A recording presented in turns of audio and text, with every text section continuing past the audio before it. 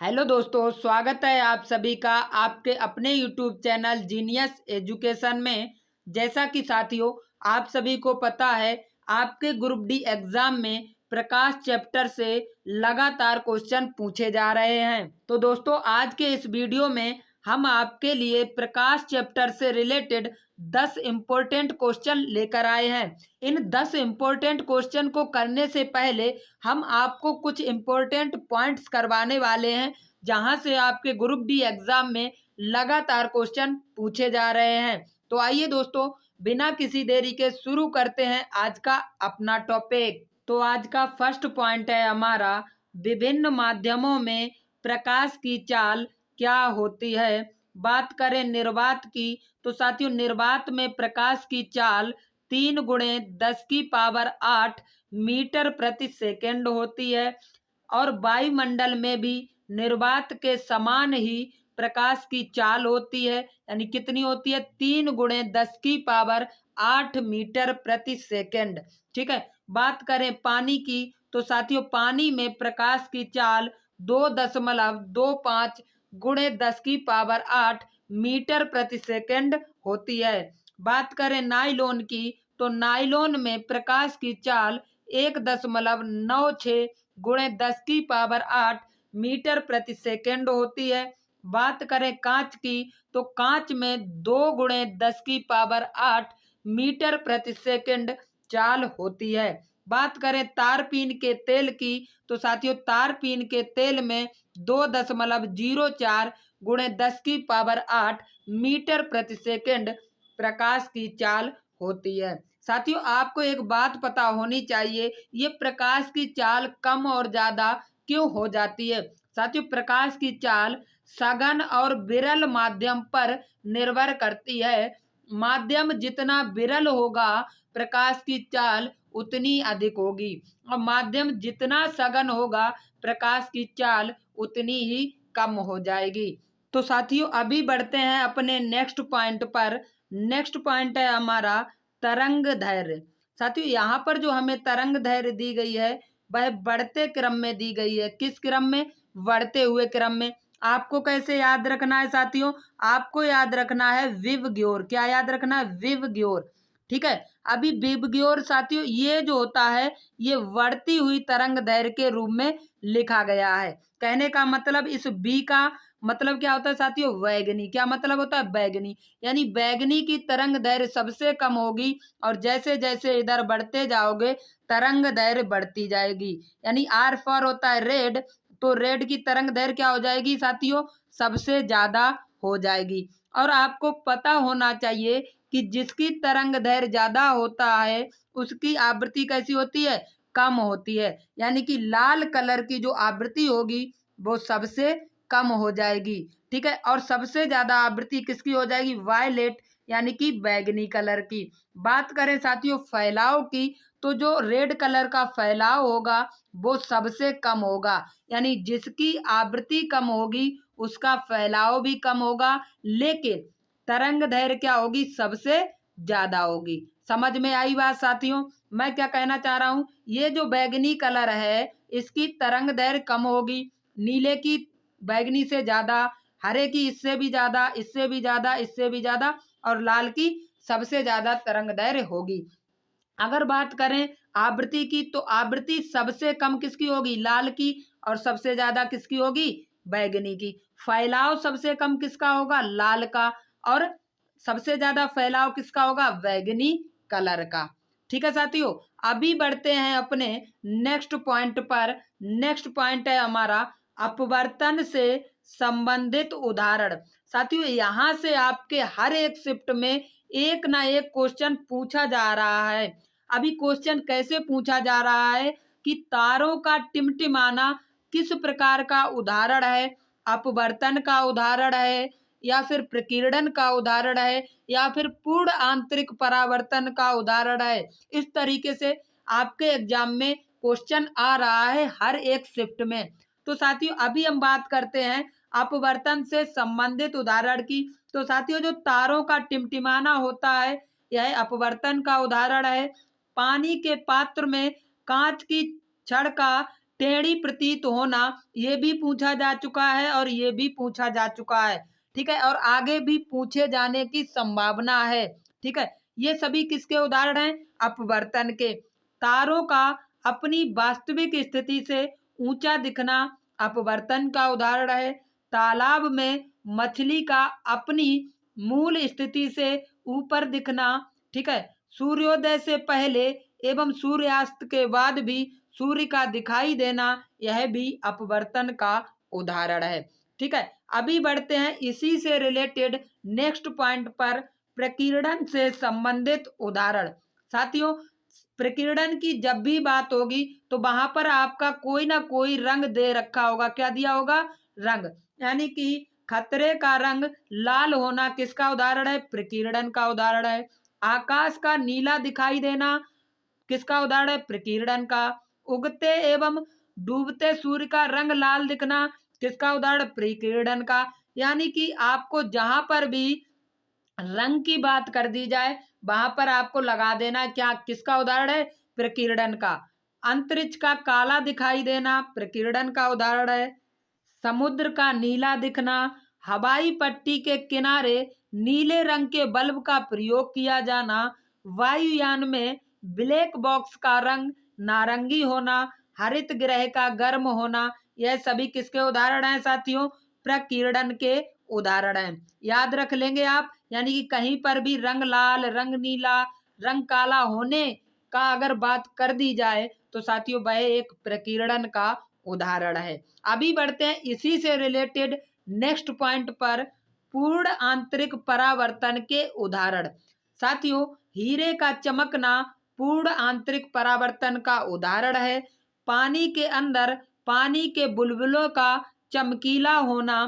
साथियों, यहाँ पर बात होती है चमकने की। अगर कोई वस्तु चमकती है तो समझ लो क्या होगा? वहां पर पूर्ण आंतरिक परावर्तन होगा। ठीक है, कांच में पड़ी हुई दरार का चमकना पूर्ण आंतरिक परावर्तन का उदाहरण है। गर्मी के दिनों में मृग मरीचिका का निर्माण, यह भी क्या होती है? मृग मरीचिका साथियों गर्मी में क्या होती है? चमकती है। ठीक है, बर्फीले क्षेत्रों में उन्न मरीचिका, अब साथियों बर्फ भी क्या करती है? चमकती है। ठीक है, इंडोस्कोप नामक यंत्र इसी सिद्धांत पर कार्य करता है। किस सिद्धांत पर? अगर आपसे पूछा जाए कि इंडोस्कोप यंत्र किस सिद्धांत पर कार्य करता है तो पूर्ण आंतरिक परावर्तन के सिद्धांत पर कार्य करता है। इसी तरीके से साथियों, जो ऑप्टिकल फाइबर होते हैं, ये प्रकाश तंतु होते हैं, से प्रकाश का संचरण होना, यानी कि प्रकाश तंतु से प्रकाश का संचरण होना भी पूर्ण आंतरिक परावर्तन का उदाहरण है। ठीक है साथियों, समझ में आया होगा। यहाँ पर बात है चमकना की और प्रकीर्णन में बात साथियों किसकी है? प्रकीर्णन में बात है रंग की। ठीक है, कोई ना कोई रंग दिया होगा। अभी बढ़ते हैं अपने नेक्स्ट पॉइंट पर। नेक्स्ट पॉइंट है हमारा दृष्टि एवं निवारण में प्रयुक्त लेंस। ठीक है साथियों, बात करें निकट दृष्टि दोष की तो इसमें क्या होता है? आपको निकट की वस्तु तो दिखती है लेकिन दूर की वस्तु नहीं दिखती। ठीक है, अभी किसका प्रयोग करते हैं साथियों? अवतल लेंस का। किसका? अवतल लेंस का। याद कैसे रखोगे? निकट में कितने शब्द हैं? 3। अवतल में कितने हो जाएंगे? 4। तो साथियों 3 से कितना हो रहा है? 4। ठीक है, अभी बात करें साथियों दूर दृष्टि दोष की तो इसमें दूर की वस्तु तो दिखती है लेकिन निकट की वस्तु नहीं दिखती। ठीक है, अभी दूर दृष्टि दोष में साथियों दूर में कितने अक्षर होते हैं? 2, और उत्तल में कितने होते हैं? 3, यानी अक्षर 1 बढ़ रहा है। ठीक है, ऐसे याद कर लो, 3 से होगा 4 और 2 से कितना हो जाएगा? 3। यानी कि दूर दृष्टि दोष में हम प्रयोग करेंगे उत्तल लेंस का। ठीक है साथियों, अभी निकट दृष्टि दोष का नाम निकट दृष्टि दोष क्यों पड़ा और दूर दृष्टि दोष का नाम दूर दृष्टि दोष क्यों पड़ा? साथियों, निकट दृष्टि दोष में क्या होता है? जो निकट बिंदु होता है वो जो है आंख के निकट आ जाता है। कहाँ आ जाता है? निकट बिंदु कहाँ पर आ जाता है? रेटिना के निकट आ जाता है। ठीक है, और जो दूर दृष्टि दोष होता है इसमें जो निकट बिंदु होता है वो कहाँ? दूर चला जाता है। ठीक है, किससे? सॉरी, फोकस से दूर चला जाता है। ठीक है, निकट बिंदु कहाँ चला जाता है? इसमें दूर, और निकट दृष्टि दोष में निकट आ जाता है। ठीक है, तो अभी बढ़ते हैं अपने नेक्स्ट पॉइंट पर। नेक्स्ट पॉइंट है हमारा, अवतल दर्पण में बने प्रतिबिंब की स्थिति एवं प्रकृति क्या होती है। तो साथियों आपको पता है अवतल दर्पण होता है इस प्रकार का, इसमें होती है बाहर की ओर पालिश। ठीक है, अभी मान लो ये है भैया अवतल दर्पण का मुख्य अक्ष। ठीक है, अभी साथियों कोई मान लो ये है यहाँ पर इसका फोकस, ये है साथियों मान लो फोकस, क्या है फोकस, ये फोकस है और ये मान लो वक्रता केंद्र है और ये साथियों मान लो अनंत बिंदु है। ठीक है, अभी आपको ध्यान रखना है कि हर कंडीशन में अवतल में वास्तविक और उल्टा प्रतिबिंब बनेगा सिर्फ अगर एक कंडीशन को छोड़ दें। कौन सी कंडीशन, यदि वस्तु को, और ये साथी होता है पोल, अभी फोकस और पोल के बीच में अगर वस्तु को रखेंगे हम, फोकस और पोल के बीच में अगर कहीं भी आपने वस्तु रख दी तो हमारा जो प्रतिबिंब होगा वो दर्पण के पीछे बनेगा। कैसा बनेगा, सीधा बनेगा। कैसा बनेगा, सीधा और आभासी बनेगा। ठीक, बस एक कंडीशन, कौन सी वाली, ये वाली, यानी फोकस तथा ध्रुव के बीच में, यानी कि यहाँ पर अगर आप वस्तु को रखेंगे तो जो प्रतिबिंब बनेगा वो दर्पण के पीछे बनेगा और बड़ा बनेगा एवं सीधा एवं आभासी बनेगा। ठीक है साथियों, अभी बात करें हम अनंत की, अगर साथियों वस्तु को अनंत पर रखा तो जो प्रतिबिंब होगा वो बनेगा फोकस पर। कहाँ बनेगा, फोकस पर, वो भी नीचे उल्टा बनेगा। कैसा बनेगा, उल्टा। ठीक है, अभी कहाँ बना, अनंत पर रखा, फोकस पर बना, उल्टा एवं वास्तविक हर कंडीशन में बनेगा। ठीक है, अभी अनंत पर रखा तो छोटा बनेगा। कैसा बनेगा, छोटा।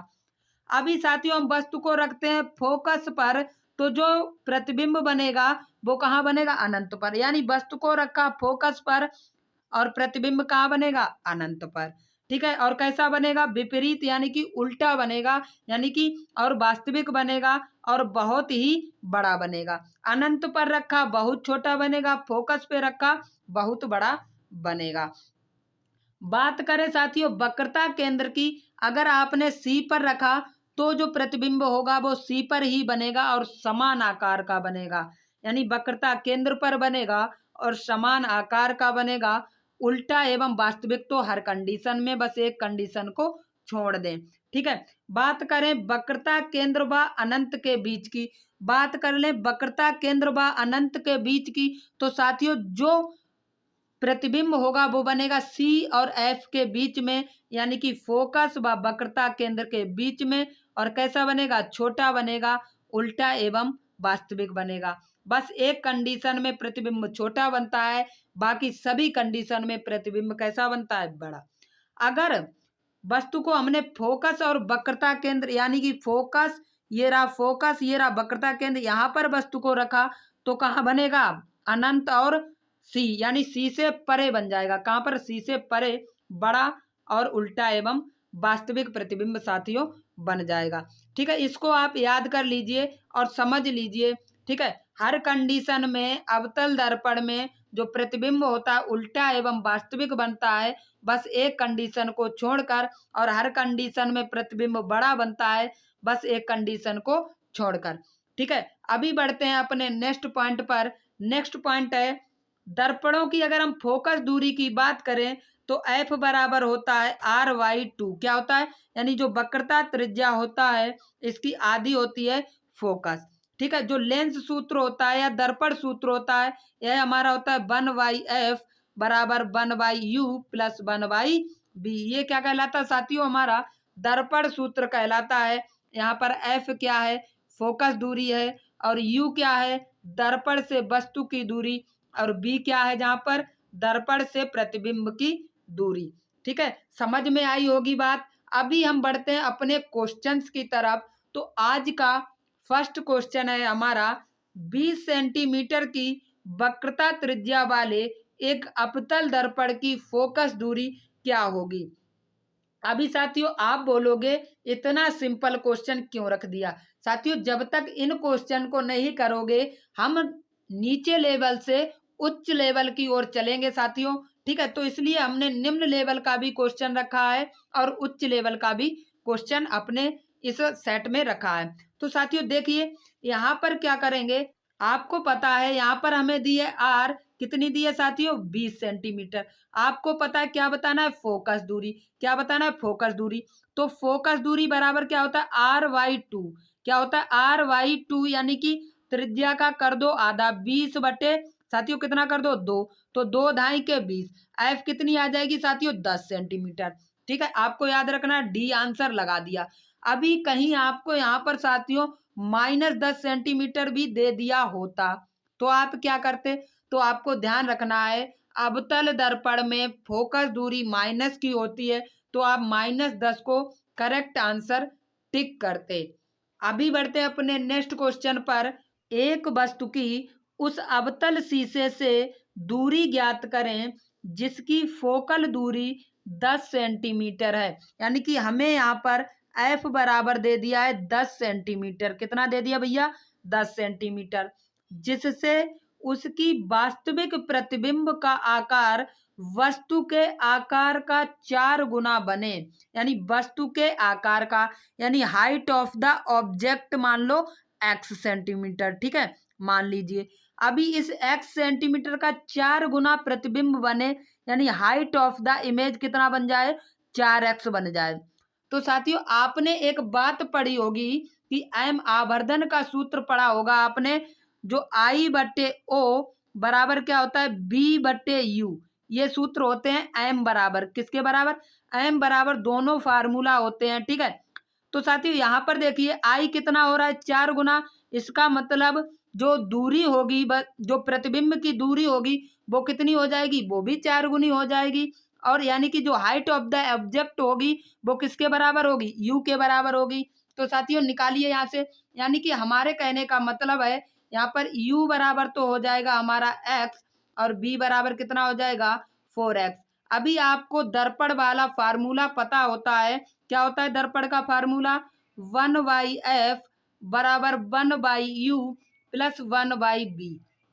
ठीक है, 1/f हमें 10 सेंटीमीटर दे रखा साथियों, कितना, 10 सेंटीमीटर। और 1/u हमने x निकाल लिया, और 1/b कितना है साथियों, 4x दिया है हमें। ठीक है, एलसीएम कितना आ जाएगा यहाँ से, 4x एलसीएम आ जाएगा। कितना आ जाएगा दोस्तों, 4x एलसीएम आ गया। और यहाँ से ऊपर कितना हो जाए, यहाँ 4 का मल्टीप्लाई हमें करना होगा, तो ये 4 और प्लस 1 कितना हो जाएगा, 5। ठीक है, बराबर में क्या है हमारा साथियों, 1/10। ठीक है, यानी 10 पंजे 50 कितना हो जाएगा साथियों, यहाँ पर देख लीजिए 4x बराबर हो जाएगा हमारा 50, और x बराबर क्या आ जाएगा यहाँ से 12.5। ठीक है, हमसे क्या पूछा था साथियों, वस्तु का आकार, और वस्तु का आकार हमने क्या माना था, x माना था। तो कितना हो जाएगा, 12.5 सेंटीमीटर।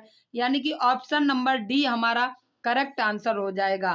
ठीक है, बढ़ते हैं नेक्स्ट क्वेश्चन पर। एक अवतल दर्पण सूर्य के सामने इस तरह से रखा गया है कि सूर्य की किरणों का अभिसरण दर्पण के मुख्य अक्ष पर 5 सेंटीमीटर दूर एक बिंदु पर होता है। तो साथियों आपको पता है अवतल दर्पण में जब कोई समांतर किरणें आती हैं वो परावर्तन के पश्चात कहाँ से होकर गुजरती हैं, फोकस से। कहाँ से गुजरती है, फोकस से। अभी ये कह रहे हैं अभिसरण जो है वो दर्पण के मुख्य अक्ष पर 5 सेंटीमीटर की दूरी पर होता है। अभी इनके अनुसार होता है 5 सेंटीमीटर की दूरी पर, यानी कि आपको पता लग गया कि एफ बराबर हमारा यहाँ पर कितना हो जाएगा, 5 सेंटीमीटर। ठीक है, अभी देखो आगे, अब यदि 3 सेंटीमीटर लंबी एक मोमबत्ती को दर्पण के मुख्य अक्ष पर 10 सेंटीमीटर की दूरी पर रखा जाए, 10 सेंटीमीटर की दूरी पर रखा, मतलब u बराबर आ गया हमारा 10 सेंटीमीटर। ठीक है, और ये क्या है साथियों, हाइट ऑफ द ऑब्जेक्ट, यानी कितनी है, 3 सेंटीमीटर है। ठीक है, इसके अलावा साथियों हमें क्या ज्ञात करना, तो मोमबत्ती का प्रतिबिंब कितनी दूर बनेगा, यानी b बराबर हमें यहाँ पर साथियों ज्ञात करना है। आपने जो है दर्पण का सूत्र पढ़ा है साथियों, 1/f बराबर 1/u प्लस 1/b। साथियों आपको यहाँ पर कभी भी प्लस माइनस नहीं रखना है। ठीक है, आप सिंपली इसको सॉल्व करिए। ठीक है, प्लस माइनस आप बाद में रखेंगे, आपको पता होना चाहिए कि अवतल दर्पण में फोकस दूरी कैसी होती है, माइनस। आप आंसर आने के बाद उस चिन्ह को लगा सकते हैं, कोई प्रॉब्लम किसी भी क्वेश्चन में नहीं होगी। ठीक है, तो 1/f कितना दिया है साथियों हमें यहाँ पर 5 सेंटीमीटर, और 1/u हमें दिया है 10 सेंटीमीटर, और प्लस में क्या हमारा 1/b। तो हमें यहाँ से निकालेंगे 1/b बराबर क्या आ जाएगा साथियों, हमारा आ जाएगा 1/5, तो उधर पहले से था माइनस में भेज दिया 1/10। एलसीएम कितना हो गया साथियों हमारा 10 हो गया। 10 करने के लिए यहाँ 2 का गुणा और -1 और बटे कितना 10। ठीक है, तो कितना बचा ऊपर 1/10, यानी कि ये किसके बराबर आ गई 1/b के बराबर। तो b इक्वल टू साथियों हमारा कितना आ जाएगा 10 सेंटीमीटर। कितना आ जाएगा 10 सेंटीमीटर हमारा आंसर हो जाएगा, यानी कि ऑप्शन नंबर सी जो है हमारा करेक्ट हो जाएगा। अभी बढ़ते हैं अपने नेक्स्ट क्वेश्चन पर। यदि कोई वस्तु 5 सेंटीमीटर वक्रता त्रिज्या वाले उत्तल दर्पण से 10 सेंटीमीटर दूर रखी गई है तो इसका आवर्धन कितना होगा। साथियों यहाँ पर आपको पता होना चाहिए आवर्धन बराबर सूत्र होता है m बराबर b/u बराबर I/o। ठीक है, अब हमें यहाँ पर क्या क्या दिया गया है 5 सेंटीमीटर वक्रता त्रिज्या, यानी कि r दे दी साथियों कितनी 5 सेंटीमीटर। यहाँ से हम क्या निकाल सकते हैं एफ क्या होती है r की आधी, यानी हो जाएगी 2.5। ठीक है, उत्तल दर्पण से 10 सेंटीमीटर दूर रखा है, यानी कि हमें क्या दे दी साथियों वस्तु की दूरी, यानी u बराबर कितना है 10 सेंटीमीटर।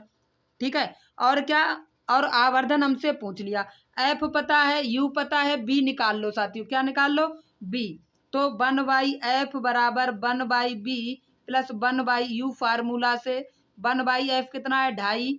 ठीक है, अभी 1/10 प्लस 1/b हमें ज्ञात करना, इसको इधर भेजो साथियों फटाफट। तो क्या आ जाएगा 1/2.5 माइनस में आ जाएगा 1/10 बराबर क्या आ जाएगा हमारा 1/b। एलसीएम कितना आ जाएगा साथियों 10। 4 का गुणा यहाँ करवाओगे नहीं, करवाओगे ना, तो 4 में से गया 3, 3/10, यानी कि 1/b बराबर आ जाएगा 3/10, यानी b इक्वल टू हो जाएगा हमारा 10/3। b बराबर कितना आ गया साथियों 10/3 आ गया। ठीक है, हमें क्या निकालना है, अब देखो b भी पता है u भी पता है, तो b की वैल्यू लगा दो कितनी आ गई 10/3। ठीक है, और u की वैल्यू कितनी है साथियों 10, कितनी है 10। ठीक है, अभी क्या होगा इस 10 का गुणा हो जाएगा 30 में, यानी हमारा आ जाएगा 10/30। कितना आ जाएगा 10/30। 0 से 0 कैंसिल आउट, 3 से भाग दोगे 1 में तो आ जाएगा 0.33। तो आवर्धन क्या आ जाएगा साथियों हमारा 0.33। ऐसा ऑप्शन है बी, तो बी हमारा करेक्ट आंसर हो जाएगा। अभी बढ़ते हैं अपने नेक्स्ट क्वेश्चन पर। वास्तविक प्रतिबिंब पाने के लिए एक वस्तु 20 सेंटीमीटर फोकस दूरी वाले अवतल दर्पण से 30 सेंटीमीटर की दूरी पर रखी हुई है, दर्पण से प्रतिबिंब की दूरी क्या होगी।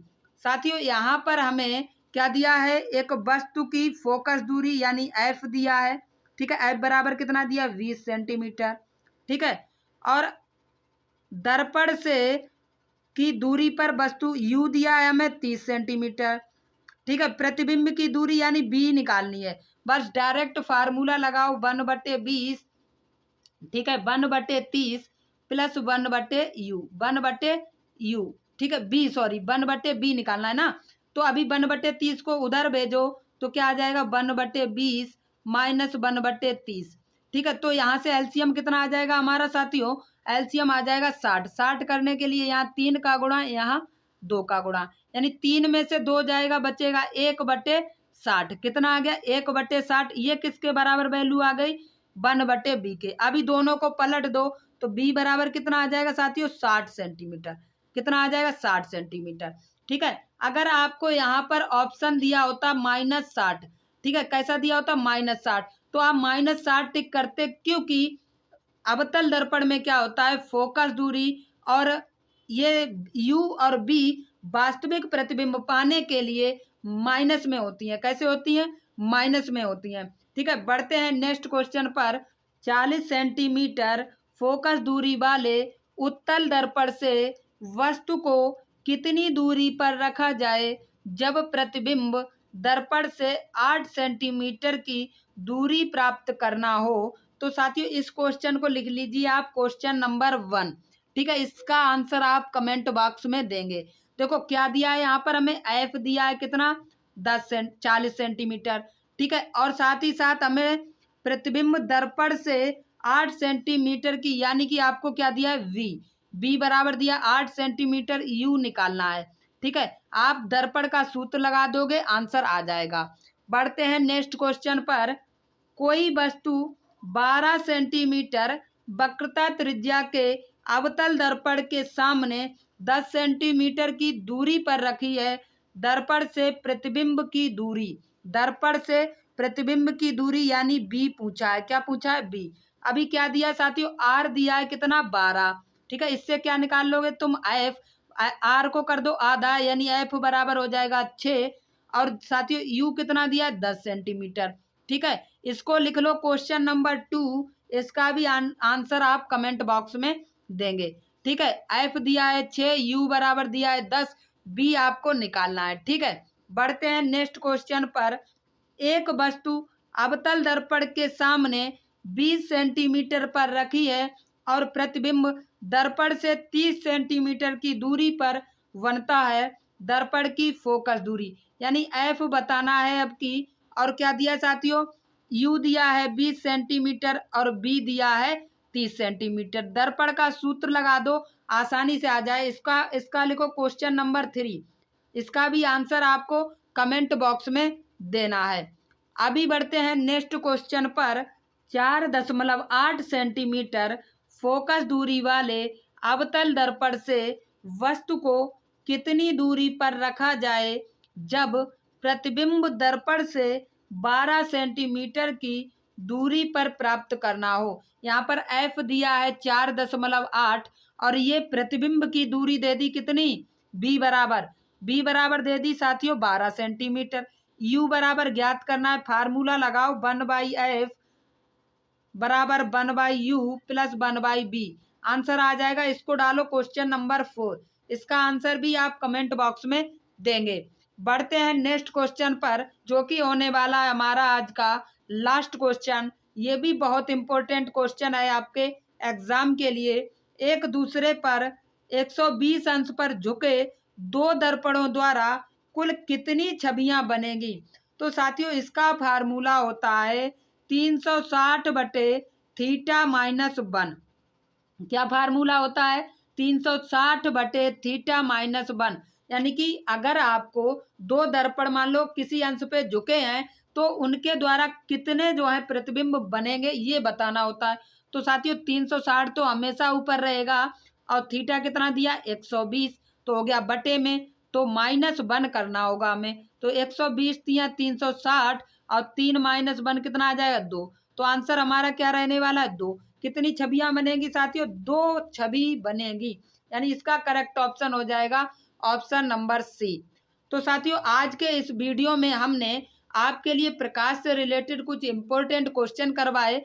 आशा करता हूँ वीडियो अच्छा लगा होगा और जो क्वेश्चन मैंने आपको होमवर्क में दिए हैं उनको आप जरूर से करिए और उनका आंसर हमें कमेंट बॉक्स में दीजिए। तो मिलते हैं अगले वीडियो में एक नए टॉपिक के साथ। तब तक के लिए बाय बाय, टेक केयर, जय हिंद।